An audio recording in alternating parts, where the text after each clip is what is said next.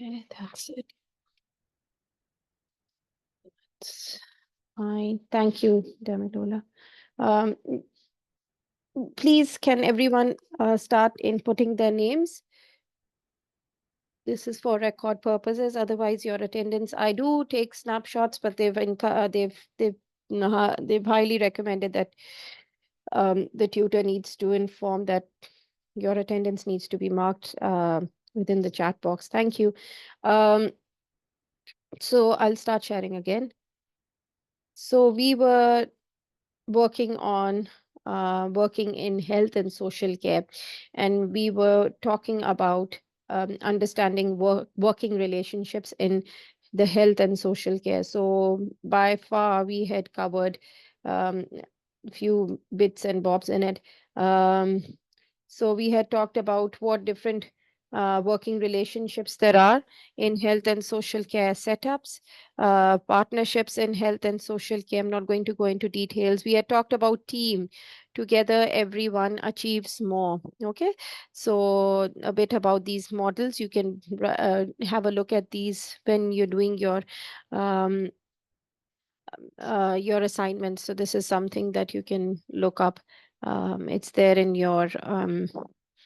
um, in your mm, in your resources.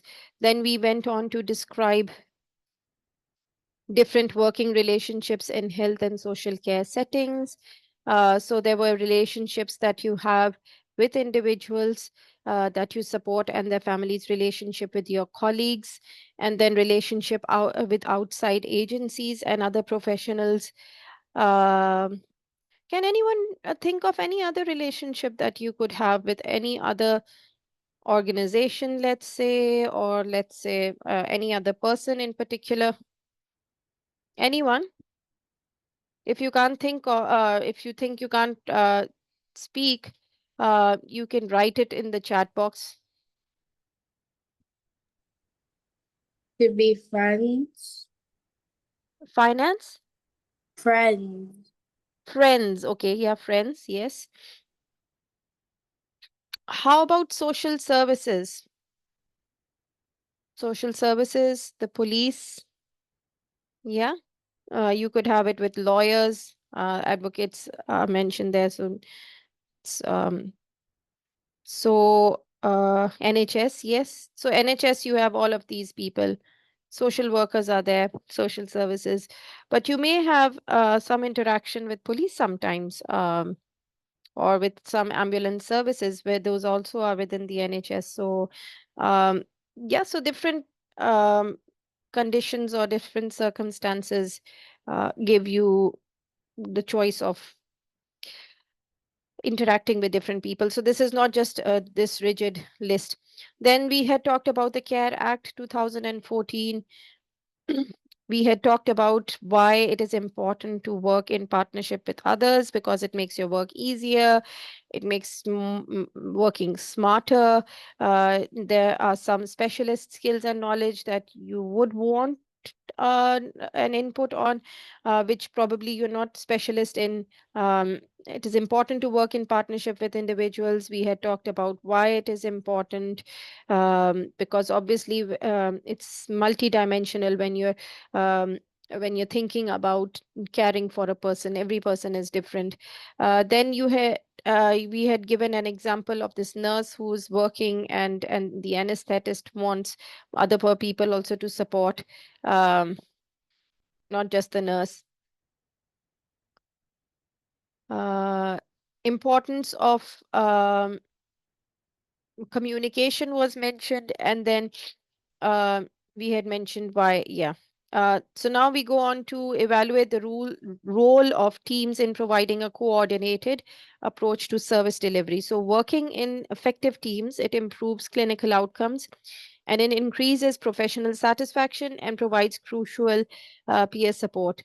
So sometimes when I have some question, I always ask my colleagues if they have an answer. So some answer are exactly like what I'm thinking, and some answers are very, very effective. They're really helpful. So it doesn't matter if there's a senior or a junior. You can always ask for help or ask for suggestions. It's always recommended. You might find more quality in their the quality aspect can be enhanced. Multidisciplinary teams work because the requirement for the patient is multidisciplinary. The teams bring together the expertise and skills of different professionals to assess, plan, and manage care jointly based in the community and networked with primary care. MDTs are multidisciplinary teams. These are expected to work proactively to support individuals' care goals, because you can't do everything on your own. You'll need, for instance, if you're caring for a person, you might need nail care for that person. Podiatry will be helping you. You might need some specialist psychiatric help. So it's multidisciplinary team. You need different, as I said, different people have different needs. So when you're accessing a range of health and social care and other community services, multidisciplinary teams, they focus on keeping people well and independent, and they deliver the right care at home or in the community. This is to prevent unnecessary hospital care. There's this video that you can watch when you have the time. This video basically is about how multidisciplinary teams work. So they organize and coordinate health and care services to meet the needs of every individual that they're caring for and who have complex care needs. So there's a person who has a complex um, health issues, like they have kidney failure, they're diabetic, so they're hypertensive, they've got gangrenous issues. So there's some patients who have multiple issues, so they are complicated cases on which you need more complex care. Based in the community and networked with with primary care, multidisciplinary teams, they are expected to work proactively to support individual care goals. Through accessing a range of health and social care and other community services, multidisciplinary teams focus on keeping people well and independent, delivering the right care at home or in the community to prevent unnecessary hospital care. So because the hospitals are already drained, you don't want excess. You obviously you want it, but you can't afford it. Even patients don't want it because a that their lack of resources, and b there's a chance of cross infection also. So the more they stay in the hospital, the more they're prone to develop these um, hospital acquired conditions. Uh, Especially those who are vulnerable. So this is a case study of City and Hackney. So the background was about this NHS Trust Foundation Trust, sorry, in a community and mental health trust that provides care for communities across East and West Berkshire, um, and covering 6 unitary authorities. So there's a new formed Primly Integrated Care Board, and this covers parts of these areas are all mentioned over here. So what the main gist of this thing is, so there's a community mental health team that is working for adults, and it's got funding from BHFT and BFC, and the team is multidisciplinary. Okay, so it's mental health, but it's still multidisciplinary, where it has social workers, it has mental and physical health nurses, psychiatrists, psychologists, psychotherapists, employment specialists. Now, why employment specialists? Because if you're getting, because we know that unemployment leads to depression, to anxiety, to hopelessness. So these psychiatrists, they try to work on these people who are unemployed, and then they have employment opportunities. So if you're treating someone and you're treating them holistically, you're treating them with a multidisciplinary team approach, then you use these employment specialists as well. Staff from both these organizations, they work within the same building with joint management arrangements, so that as soon as that person has been worked upon, so you're working on their anxiety and depression, let's say, and then they have slight relief, but that relief is improved. They have more relief when they get a job, like when they're employed, so that keeps them even more positive. You could have spiritual healers here. The list goes on and on. So you can have like the psychotherapists here, but you can have a physiologist here, a neurologist here. You can have please try and mute yourselves whenever you join the class. Try and mute yourselves so that the class is not disturbed, because this is a recording session. You need to make sure of the class ethics, please. So there's weekly multidisciplinary meetings that are chaired by the Joint Service Manager, and this is to discuss the needs of individuals and to coordinate care and support. Individuals do not attend the multidisciplinary team, but they are given the opportunity to discuss their needs and their care with their care coordinator, so their voice is heard. There is this link that you can have a look at, and it's about the community hub. So there's a community hub network that has developed. The community network has developed a hub, so a central place to facilitate collaboration between VCs and statutory, sorry, mental health professionals to help individuals in their recovery. So again, it's a multidisciplinary team approach. Community network is very strong. They attend the these members attend the MDT, attend the meetings on a rota basis, and this enables the MDT to identify people who may require step down into the hub or step up into the more specialist services provided by CMHT. Then this is the community hub. Okay, so they're part of it. And then there's zoning. So MDT is currently working on introducing zoning, in which there's daily mini MDTs that will be held to discuss individuals who are thought to be at risk. Okay, so they're working more on them zoning them away from those who require less amount of work. So it is hoped that this will lead to good communication within the team and targeted case management to individuals most in need, and an opportunity for peer support. Now, talking about improvement. So I want great care.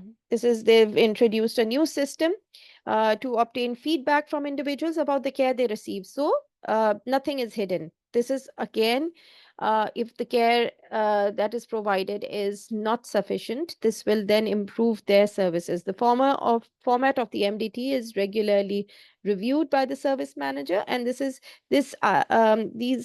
feedback is accessed via the link which is detailed on the appointment letter, or they can complete a form when they attend the CMHT for appointments. I had an instance where I had given negative feedback for my surgery. I don't know for what reason it was. Yeah, I had a very rude receptionist. And when I was shared that link for the feedback, I was sure to um, mention that negative feedback, because it's not just myself, it's a lot of more people who might have been into that situation. And then if I don't speak up, if you don't speak up, if the third person who's gone through it doesn't speak up, it's going to go on and on and on, and it's never going to stop, and it might harm you even more. So it's very important, even if you give it without mentioning your name, so that you're not focused on, it's okay, because some people feel fearful that, oh, I won't get the proper treatment, then I won't get an appointment then. But no, that's not legal here. The format of the MDT is regularly reviewed by the service manager and the team leads. For instance, you need the need to balance business items with case discussion resulted in a recent decision to hold a business MDT monthly.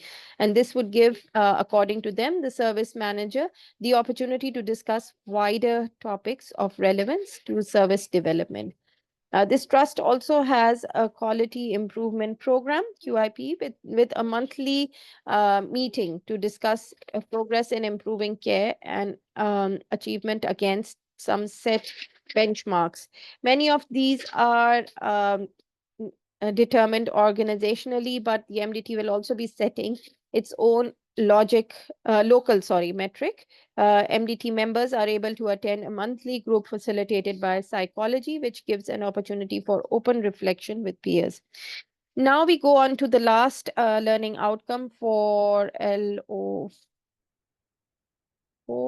last bit. Just let me have a look. Yeah, there's 3-4 more slides left. So long-term plan. So this is what do they see? There are different components within it. So let's say these are the building blocks. So there's organizational conditions, there's team leadership, there's technical competency, and there are clear roles and purposes. So there you'll see all the importance and the mention of all these components within these components, the subcomponents. So for instance, organizational conditions includes teamwork, reinforced, supportive culture. There should be executive and division and a leadership on board. For team leadership, there should be accountability, shared leadership. For technical competency, there should be trained, capable, and staffed people, and clear roles so that your roles are defined, your roles, the team, the direction is clear, and team norms are clear. And then these are attitudes. What do you feel, okay, about um, this aspect of care? Behavior is what do you do actually, and cognition is again thinking. So attitudes is feeling, cognition is thinking. So for instance, in attitude you have team value teamwork, you assume positive intent, you believe we can succeed. This is all feelings. These attitudes are feelings. And cognitions are developing shared mental models. It's more about mental, and create situation awareness and reflect on progress.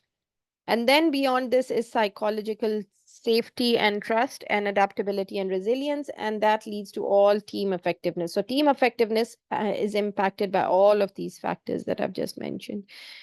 What is an effective teamwork? It's now globally recognized as an essential tool for constructing a more effective and patient-centered healthcare system. And you can define a team as a distinguishable set of 2 or more people. You don't need 10 or 20 people. They interact dynamically, interdependently, adaptively towards a common and valued objective or goal or mission, who have been assigned specific roles or functions to perform, and who have a limited lifespan of membership. Importance is that nowadays patients are rarely looked after by just one health professional in the context of a complex healthcare system.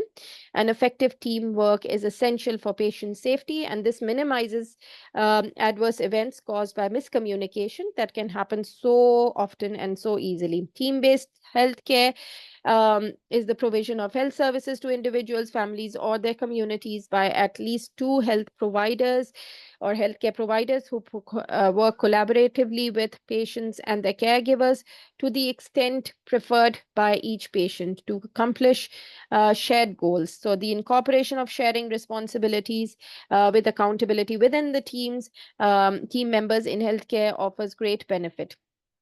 Effective team is one where the team members, including the patients, they communicate with each other, as well as merging their observations, expertise, and decision-making responsibilities to better the healthcare of the patients.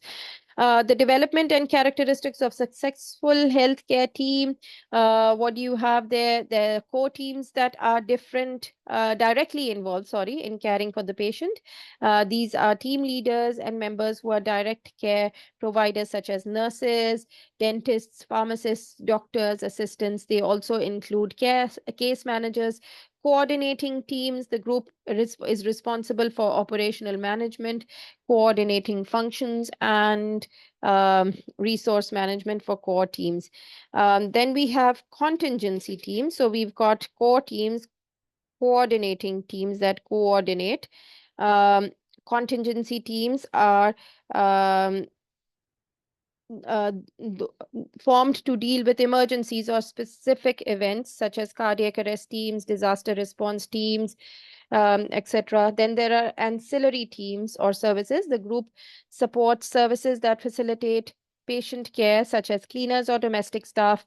Then there's support services and administration. So those who provide indirect task-specific services in a healthcare facility, support services, and it includes secretaries and the executive leadership of a unit or facility. And this team has the 24-hour accountability for the overall functioning of the organization. So please have a look at these references. These references are very important when you're working on your assessment. So we are done with the learning outcome 4. Just give me a minute. So I share the actual learning outcome. Oh, I've got 10 of you. That's really good. Can you start populating this chat box? If no one is, if some of you have not mentioned your name, please do so.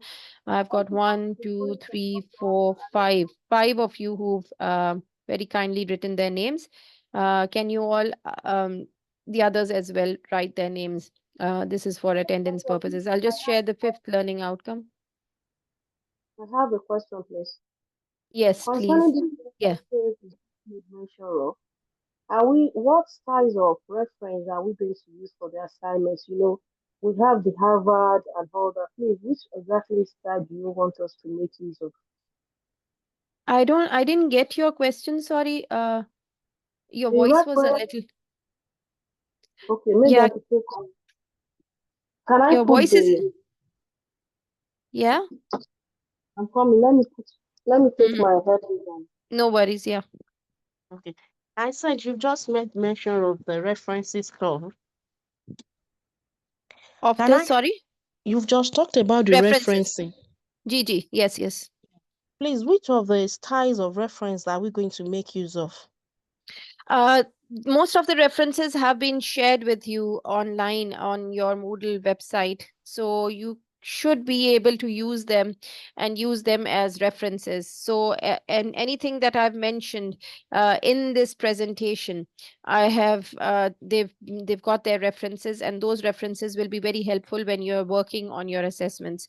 So I have shared with you already, but you can have a look at them on your Moodle page as well. Excuse me, Aneta. Yes. Okay, please. I think what she's trying to say is the style, the referencing style. Is it Vakova? Is Okay, it okay. Harvard? Yes, or Yes. Harvard. Yeah. Okay, okay. Thank you for that clarification. Yeah, it's Harvard referencing style. Okay. Yeah. All right. And you know, Harvard referencing style, it has when you're writing it in the list at the end, when you're writing your references, they don't have bullet points. Okay, it's just written. I'll When I'm giving you the assessment guidelines, I will go through the whole process. However, always remember, Harvard referencing style does not have bullets. It does not have numbers in it. It has only an alphabetical order. So let's say if you want to write Damilola et al., you're mentioning Damilola et al. In et al. Means colleagues. So three or more people, if they're involved in the research, if they're authors, co-authors, then you mention et al. Instead of mentioning all of their names.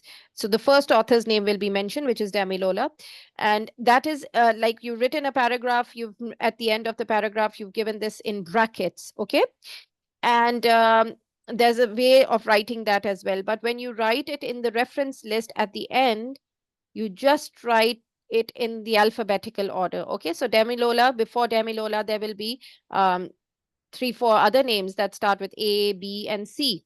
So any author that starts before that with the alphabets, that they come earlier than that. I hope that makes sense. Yeah, thank you for that question. I'll just stay a little quiet and I'm going to share the fifth learning outcomes. If there are any questions, please feel free. She asked a question, so she's now clear on this. You could have that question as well. You could have other questions as well. I'll make sure I'm able to answer the question. However, if I'm not able to, I can always ask my seniors to support. Just give me a minute.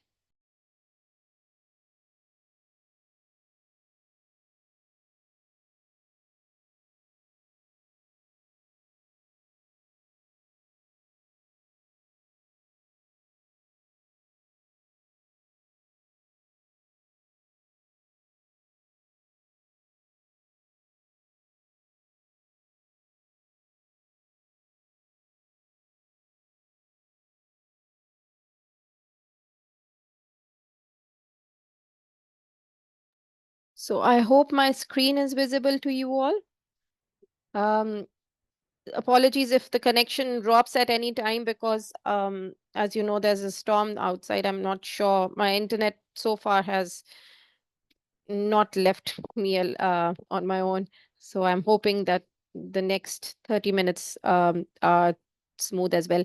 So, yeah, now we are doing this understanding the principles of care planning. Again, when the session ends, I'll take around 30 minutes more or 25-ish. I will request you all to stay in your, don't get disconnected. Because I'll have to take your manual um, attendance as well. Okay, I follow this so that if there's anything that's missed or any attendance that's missed, it won't be missed when I'm taking a snapshot of your attendance. I hope that's clear. So just stay on till the end of this class. I'll mention it to you that I'm just taking your attendance and then you can leave. Thank you for cooperating. So, learning outcome 5 is understanding the principles of care planning. So, we are talking about individual plans. How do they work? We are talking about team members and colleagues who are part of those plans, including the individuals. And or in all planning and review, not talking over them. What are the rules? How do you talk about? How do you work with them? Use of effective communication, accessing resources, consultation, inclusive communication. We'll talk about these uh, aspects and others also with reference to situations which are distressing or traumatic, potentially harmful or unsafe, likely to have serious implications. We'll talk about these also. Some key terminology. So, what is care planning? This is obviously a disabled person. You can see that. So, care planning is a conversation between the person, um, whatever their condition may be, and the healthcare practitioner. So if they're, and this is about the impact of about the impact that condition has on their lives. Okay, so this is a wheelchair story that has been shared. I can talk about it, what this video shows. So there, it's a talk between them, between the healthcare providers and this person on the wheelchair, and this the objective of this care plan or this speaking between each other is to know how to best support and meet the needs of meet their needs in regards to health and well-being in a whole life way. The care plan is owned by the individual and shared with others with their consent, and it is important that a discussion should take place. If there is any discussion, there is a record of it, and people know that they have a plan. So, care plan took into account what in this condition. So, there'll be different care plans in different conditions. So, this looks at mobility needs. It looks at healthcare needs, travel and movement needs, studying and socializing. So now we go on to explain the purpose of care planning. So care planning is a conversation between the person and the healthcare practitioner about the impact their condition has on their life. So it can be any condition. It can be even bereavement. So bereavement also has an impact on your life, and how they can be best supported to best meet their health and well-being needs in a whole life way. The care plan is owned by the individual and shared with others with their consent. So relationship between the person and the care professional, it has different aspects. So there's gathering information, identifying their wishes, their feelings, and their goals, exploring options like assessing risks and benefits, agreeing the plan, what will be provided and how it will be provided, and then moving forwards, there's delivering the care. And support plan in line with the peer person's wishes, and monitoring and reviewing, seeking and listening to the feedback that is available. What are care plans then? Care plans are based on individual needs and their plans, okay, so for the care of the person, and are consequently different from person to person, as every person has different needs, different requirements. Although each care plan is unique, they all serve the same purpose. What are they? This is to ensure that the person receives the same care regardless of which care worker is on your duty. So they have to receive the best care every time, ensuring that the care that they receive is recorded, supporting them to identify and manage their care needs. And care plans are flexible, meaning that when or if your care needs change, the plan will be reviewed and adjusted accordingly to make changes. It meets to make sure it meets your needs and preferences. What does a care plan include? All of this. Regardless of your preferences, the care plan should definitely include, sorry for this. Okay. What your assessed care needs are, so what you've been assessed for, like the dietitian has seen you need um, a certain diet, so that will be a part of your care plan. So it depends upon how you've been assessed, what have you been assessed for, what type of support you should receive, your desired outcomes. So you should have a desired outcome. Whether or not they can be met, okay, that's another story, but everyone has a desire. You should mention that. Who should provide care, male, female, that could be an option. When care and support should be provided, your time of the day, time of the week, records of care provided, and your wishes and personal preferences, and the costs of the services. All of this should be clear. If your local authority has found that you have care and support needs and that they will contribute towards the costs, your care plan will include your personal budget and how much they will pay towards your care. Depending on what support you need, your care plan would include everything from personal assistance, visiting you each week, to home adaptations to make you more independent. Mental Health, Mental Capacity Act. What is that? Anyone who knows about it? Does anyone know what's a capacity? What is capacity? Just the word capacity. The ability to handle something. Okay, that's good. Does anyone know what is Gillick competency? Gillick competency? So sometimes, no one?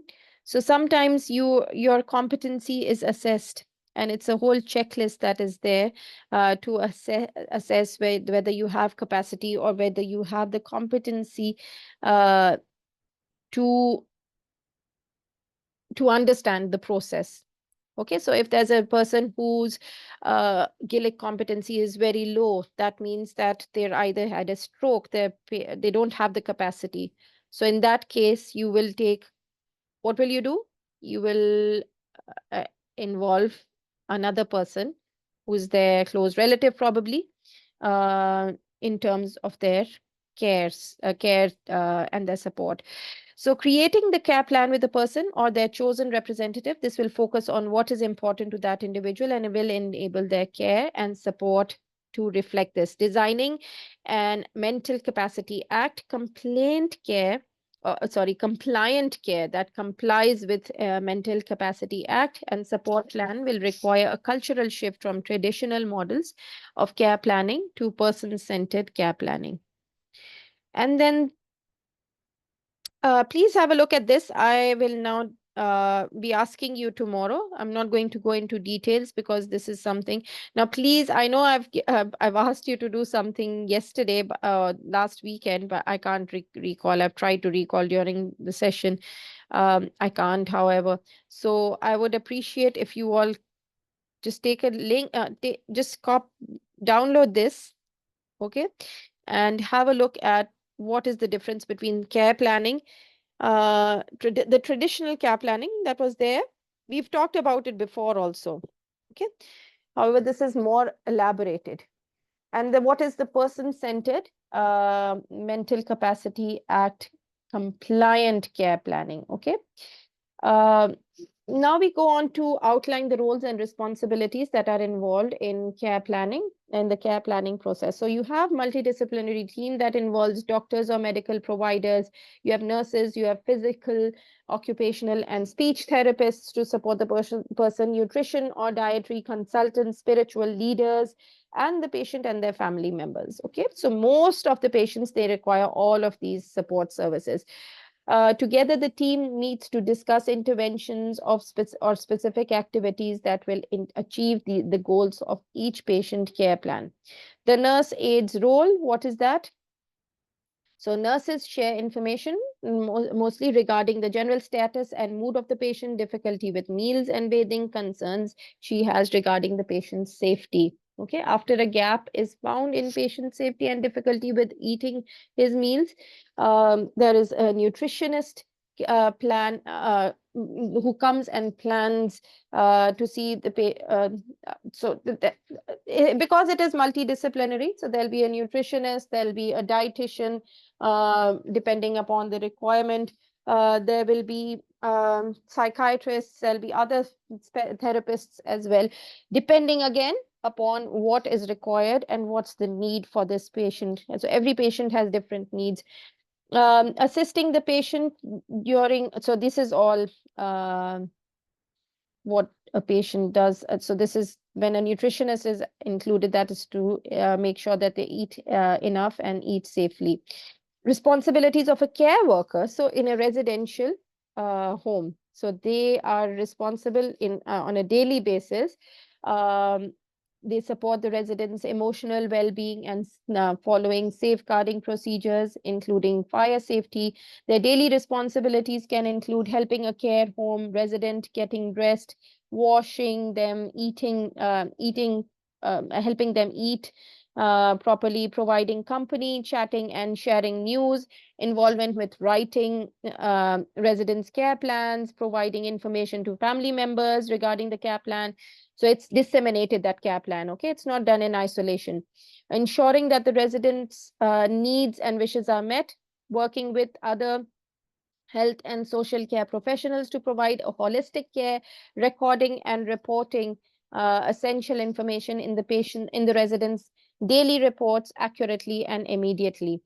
Administering medication under supervision, and then gently encouraging the residents to get involved and with recreational activities just to make them more active, and giving them feedback to the health and social care professionals, feeding them back. Okay, so there's a care planning process. This is very important because in terms of your assessment as well, but it's a very good model that shows you the care planning process as a whole. So there's the first phase that has identifying what the care need is. Second is preparation. Third is plan with the patient. And fourth is managing. Okay, so this is a model care planning process. So the process steps are here. So it's identifying. So identifying patient for care planning, for instance, what they could benefit and what is on a recurrence, what they could do. So who is this? Who will be doing? So these are the process steps. For instance, in identifying in phase 1, what is the process steps? Here it mentions who could do it, who has the interest and experience availability and who is responsible and who is cross-training. So these questions are asked here. Preparedness is all these bits. I'm just going to give you a snapshot of this as well. Just have a look at this. I think I'll have to do it in 2 bits. Just give me a minute. So things that I'm mentioning, I would appreciate if you could have a look at these, and then we will have a discussion on these tomorrow. That's okay.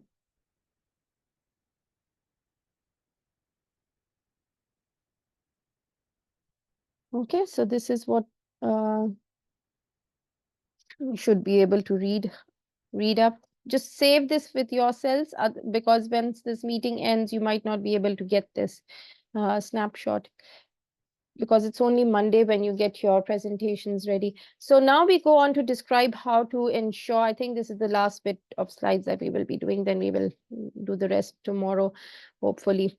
Describing how to ensure the individual is involved in all stages. How do you know that they're involved in all stages of care planning and reviewing? So evidence tells us that supporting patients to be actively involved in their own care, treatment, and support can improve outcomes and experience for patients and potentially yield efficiency savings for the system through more personalized commissioning and supporting people to stay well and manage their own conditions better. The law is clear that you must be genuinely involved in planning your care and support.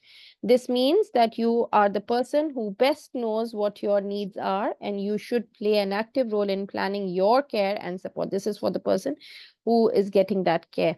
The process is described as person-centered and person-led. So person-centered is like whatever you're doing, it's in center of that person. The the plan belongs to you, and the planning process should be built around your wishes. This is for the patient, okay, or any person who's getting that care. And feelings and your needs, values, and aspirations, they are there as well. The law says that the local authority must take all responsible steps to reach an agreement with you about how to meet your needs. Your care and support plan should set out what your needs are, how your needs could be best met, and how the plan will help you achieve your needs and wishes. Someone from the local authority will work with you to prepare this. Will my care and support plan be reviewed? Yes, it will be reviewed. It might be changed because there's a lot of time that has been spent. It might be updated. The purpose of reviewing your plan is to monitor progress and changes, consider how the care and support plan is meeting your needs and allowing you to achieve your personal outcomes. Keep your plan up to date, determine what, if any, services might be needed in future, and your care and support plan should be reviewed every 12 months. So we'll do these bits later tomorrow because they're just very less left. So I will appreciate if what I've given you for your assessment, please have a read of that, and then we will do these rest 10 slides later on. I will ask you to please stay here so that I take your attendance. I'll stop recording the session.